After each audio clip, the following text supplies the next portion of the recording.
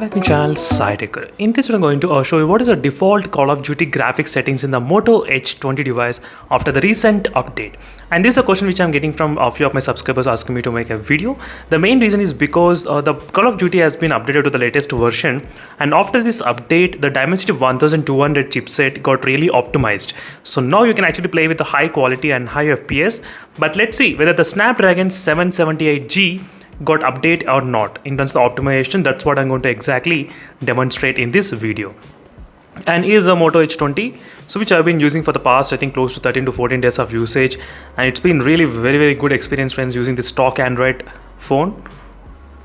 And first, let's take a look at the default settings what we can actually get in this device. So then I'll try to do a couple of minutes of gameplay and just to show you how is the gameplay is handling in this device. And so right now we do very high graphics, and let me select the maximum. No, so you cannot select the high quality and the maximum FPS at same time. Still it's not that optimized to play at same time. So you can clearly see the difference what is happening. So if I try to select the very high, so it's changing immediately to the normal. It's not fixing at the maximum settings. So now let me do the gameplay test, little bit of gameplay multiplayer only in the Moto H20. How is the gameplay experience? And definitely I'll be trying to use a touch sensitivity, because if you use the touch sensitivity, only then the touch sampling rate will increase in the Moto H20. That's a very good thing. So let's see how is the gameplay gonna be there in this Moto H20 device playing the Call of Duty gameplay. And overall, the Snapdragon 778G processor was able to pretty much handle this game. I can definitely say that after playing for a couple of hours, I did understand the power of this Snapdragon 778G. So do not underestimate this kind of processor. It's really capable of playing, but only for heavy gaming. Only for the heavy gaming maybe not, but still for the normal and casual medium gameplay, it should be kind of perfectly alright in this phone.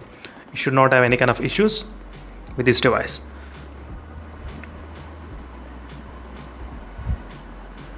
Now let's play for some time. So right now let's see how is the gameplay gonna be there in the Moto H20. So just a couple of minutes, I won't take much of your time. I just want to show you how is a quick gameplay will be there.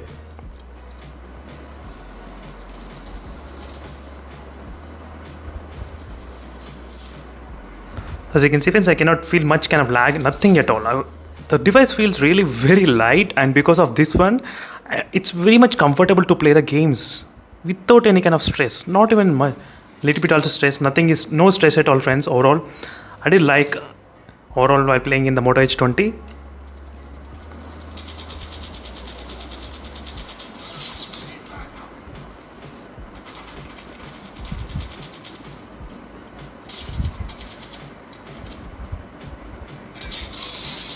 As you can see, overall the gameplay looks really good.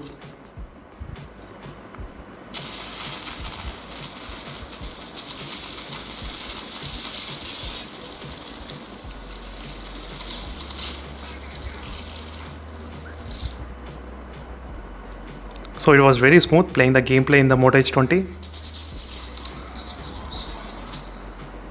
So you can clearly see. So that's it, friends. Thank you for watching this video. This is a quick came through and a little bit kind of default graphics settings after the recent update. There's not much an improvement happened at this range in this Moto H20 at this moment. So that's it, friends. Thank you for watching, and see in the next video. Until stay tuned for more updates. In case if you have any other queries, let me know in the comment section below. Meanwhile, signing off. Bye.